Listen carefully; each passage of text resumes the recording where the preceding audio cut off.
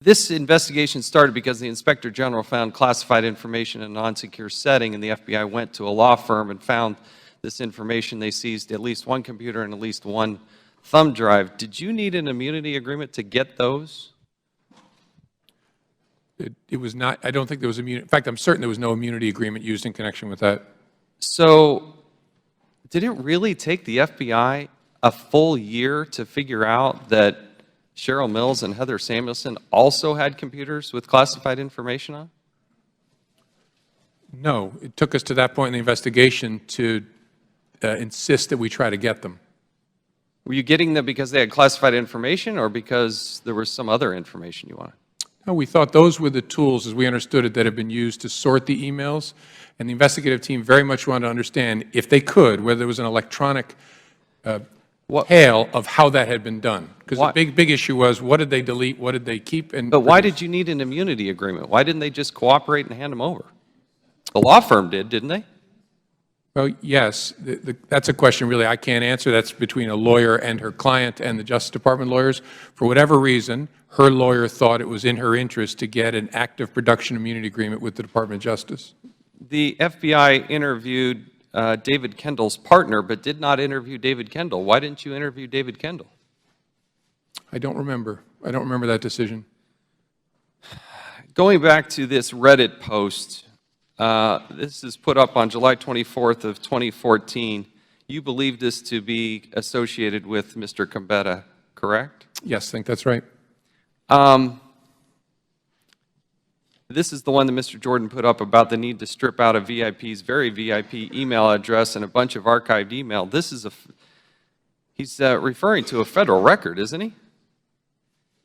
I don't know exactly which records he's referring to.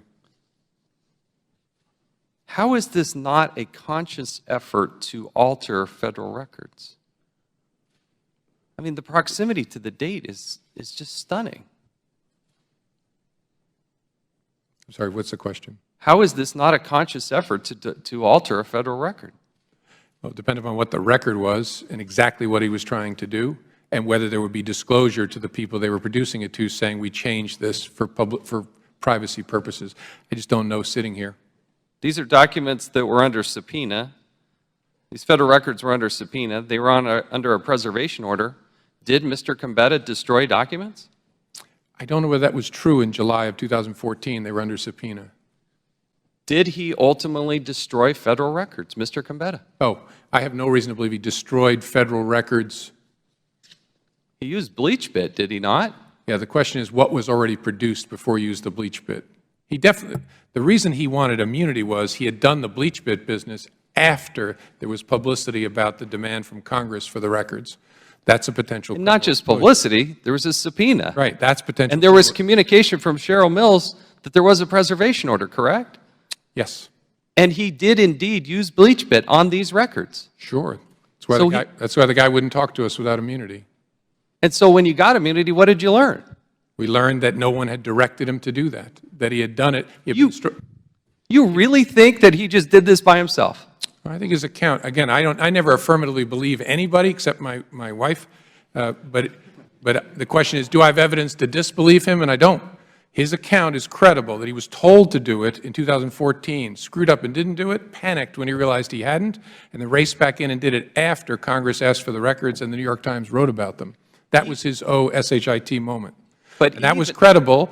Again, I don't believe people, but we did not have evidence to disbelieve that and establish someone told him to do that. No email, no phone call, nothing. The hope was, if he had been told to do that, that would be a great piece of evidence. If we give him immunity, maybe he'll tell us, so-and-so told me to, so-and-so asked me to, and then we're working up the chain.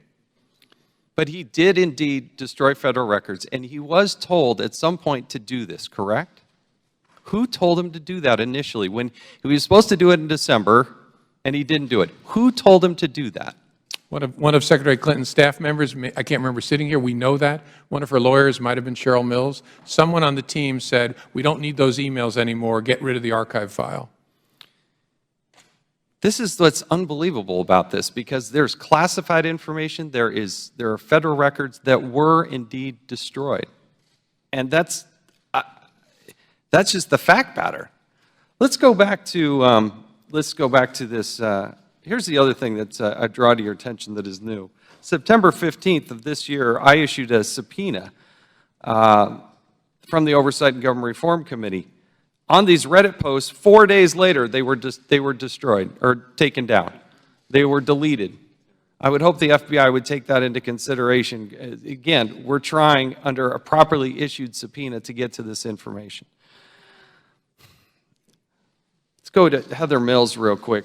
How does in the 2016 interview with Cheryl Mills, she says, quote, Mills did not learn, in the interview report, the interview summary from the FBI, Mills did not learn Clinton was using a private email server until after Clinton's tenure.